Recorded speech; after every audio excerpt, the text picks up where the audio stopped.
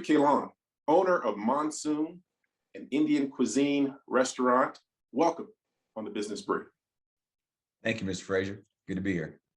Great to have you. Preet, as an entrepreneur and a small business owner, you're in the trenches, so to speak, every day, running a restaurant. Now, while the economy seemingly is on the rebound and we are still working to emerge from this pandemic, hospitality, leisure, dining out are all pointing to signs of improvement. Tell us a little bit more about Monsoon and how the business is doing. Well, Monsoon Cuisine of India, we opened about 7 or 8 years ago. So we're well established in the neighborhood that we're in now. We're in Southlands Mall in Aurora, in Southeast Aurora. And, over the time, luckily, I know you said the industry is seemingly getting better because, I look around at traffic and I look at the busy streets. I look at restaurants, I look at the economy, I see everybody busy. So it seems like everything's up and ready to go. So in any case, seemingly, such is the same case for us at Monsoon. Business is going well. So, we have an Indian restaurant. We feature North Indian cuisine. It's a team of about 50 people, 55 people. We like to have about 60, 65 employees. So it's a decent, modest sized restaurant.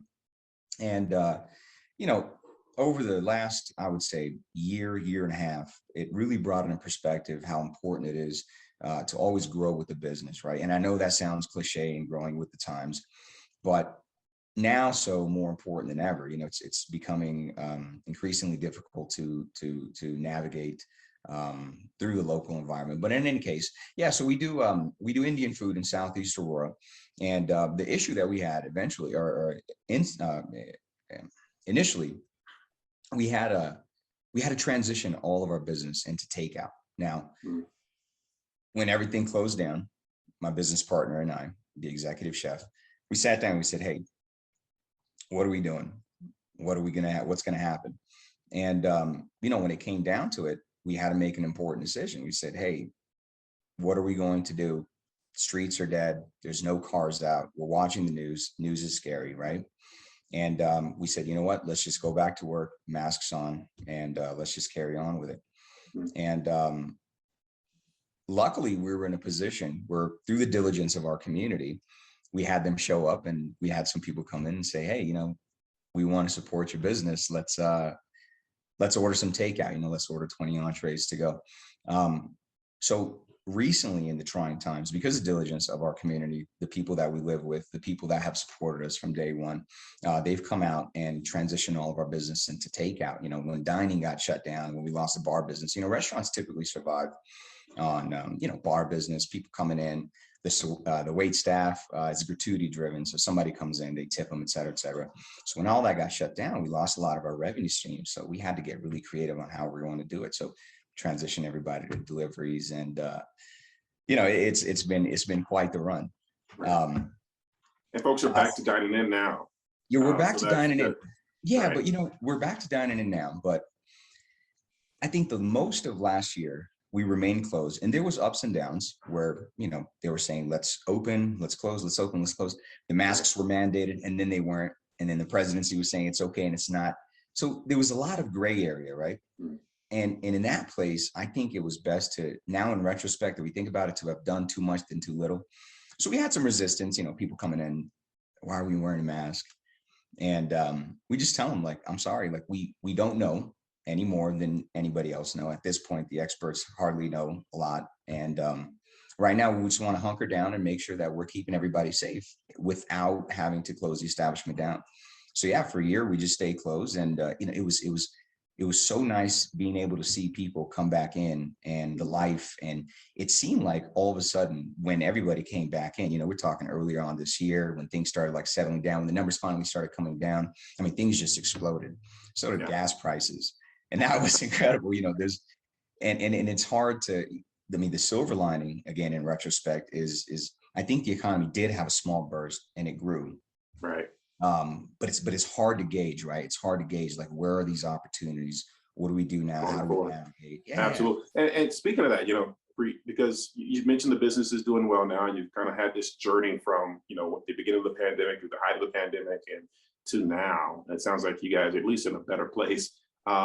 One of the challenges we hear, we're talking with business owners and entrepreneurs is around hiring, finding, good staff to help meet the demand. Are you facing that issue? And if so, how are you dealing with that right now? That is, again, about 15, 20 years ago, when my dad used to own a business, he used to tell me it's the hardest thing is getting customers in the door. And that is very difficult. Don't get me wrong. Absolutely. That's what businesses yearn for and strive for, right? But nowadays, in this industry, in this environment, what COVID has done is created a climate where it's harder to recruit people. And again, like it doesn't make really any sense, because when you look at it, seemingly the economy is booming, right? I mean, the streets are busy, the malls are busy, movie theaters are wrapping back up, and everything seems like it's normalizing again. But across my industries, across my businesses, we don't have any people trickling in to apply. And we used to be in a position where we used to be able to have a sustainable staff just based on who was walking in the door and applying for a position. And we simply just don't have those people anymore. So then you have to go out and you have to recruit them through the Indeeds and the Facebooks and the Craigslist. And then it's a toss-up what kind of candidate you're going to get. But essentially having to navigate right now, I think most business owners are learning the importance of their role in their business. So being a business owner, you're always functioning up here, right? You have to see everything underneath. So if there's any disruptions, you have to be the first person, right? You're the first expendable to go and blow out and put out any fires there are. So I think a lot of business owners are learning that in a lot of cases, they're the only people that they can count on, especially when you can't find a workforce. So they're finding themselves in work, at work, most of the time, myself included. And luckily, like, I'm in a place where I don't mind it. Like, I love it. I love cooking. I love being around food. I like eating good food. So when I come in, people are like, "You're working all the time." I said, "I haven't worked all day today. I've been here 12 hours. And, and that's why it's so important that you enjoy your work. But yeah, absolutely. Every industry across, they've got their challenges. But I think, if you're smart about it, and I hate to say the silver lining, but if you're smart about it, I think there are opportunities to see here, even over everything that we've seen over here in the past couple of years. A lot of people are smarter about how things work now.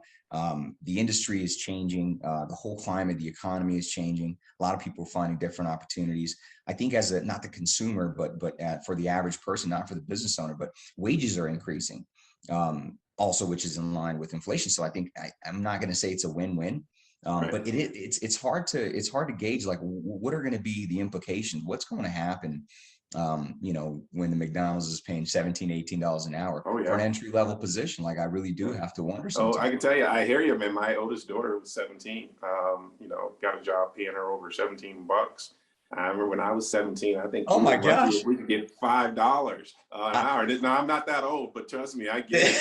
So let's segue, because I think I want to dig in just for a second into this COVID environment for you guys. I think many people are trying to figure out to what extent this Delta variant, or whatever the next variant is, might soften or slow the recovery, especially for small businesses and restaurants like yours. Take just a minute or so. Tell us, how are you dealing with this resurgence of COVID infections due to the Delta variant? Again, we take all the information we know, right? And I've always been a person who I'd rather have done too much than too little. So again, in retrospect, I don't want to have to think about that. We like I said, we just hunker down, and I like to enforce the policies. It's hard to deal with. Trust me, it really is. Sometimes people walk in and they don't want to wear the mask, and they say, I'm vaccinated. And I say, we are too, but we still want to make sure we're doing the right thing, right? So it's really hard to understand. I think first, once you must acknowledge if you understand it at all. With our understanding of how it's transmitting, it's still being researched, right? So if we don't have enough information to know what's happening, I think it's the best bet to have done too much, right? So like, we try to enforce a policy. All our employees wear masks. We tell our customers at the door it's mask friendly. A lot of people are still actually wearing masks, which is, I don't like it. I mean, I can't really, it helps me. Yeah, no one likes it, right? But I could deal with it. And every once in a while, I'll go to my car and I'll take it off. From 6 feet away, I'll take it off. But we do enforce a policy for all of our employees to try to maintain that distance. And a lot of it is, a lot of businesses are taking this measure just to make the next patron feel comfortable. So how to handle it, I think you need to be consistent with, obviously, CDC guidelines, right?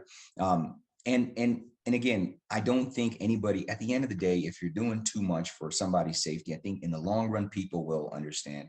But yeah, it's, you know, at this Yeah, point, it's hard to navigate. I mean, there's a lot of challenges, right? Like the safety. How do you get right. people in the door? How do you get execution done? Because like I said, business is up. Now we just need people to take care of the business, right?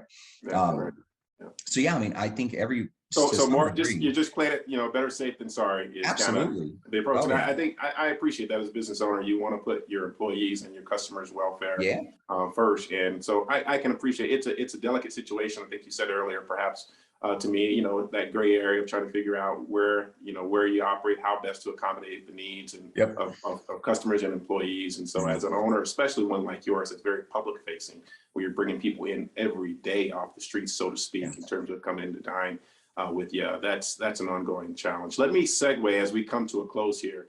But I've been to Monsoon. I love your food. It's Thank you. delicious. I plan on having much more anytime I'm down in Southlands to join you.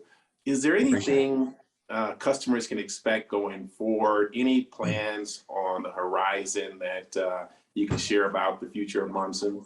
Yeah, absolutely. You know, and I am reluctant to say this, but we've had plans to expand for quite some time, and it just so happened that they were supposed to be over the last couple of years. We've been in that position, and then again, you run right into that problem with labor. Like, you need the people. So obviously, if the economy continues to recover, and if we got some more people willing to join the workforce, then absolutely. I mean, we're in a position to expand. I'd love to expand. Going to Denver or anywhere else. We've looked at a few locations. But like I said, the only thing that's stunting that at the moment is just being able to figure out how are we going to navigate that, right? Because you have to have people there, and you know how it is. You don't want to stretch yourself too thin. You want to maintain the consistency. And so you got a lot of factors you got to factor in, right? You don't want to rush these kind of things. So we always want to make sure we're taking our time when we're doing anything exciting. But Yeah. at now, again, the silver lining now is, since it's probably going to be on the back end for the next year or two, that means we can spend a little bit more time in our stores, which right now it definitely needs the extra attention to, again, help navigate on how everybody's going to handle all this. To some degree, everybody is affected. Yeah. Well, Preet Kahlon, owner of Monsoon, wishing you, the team, the very best and all the success. Thanks for joining us on the Business Brief. Thank you. Thanks for having me.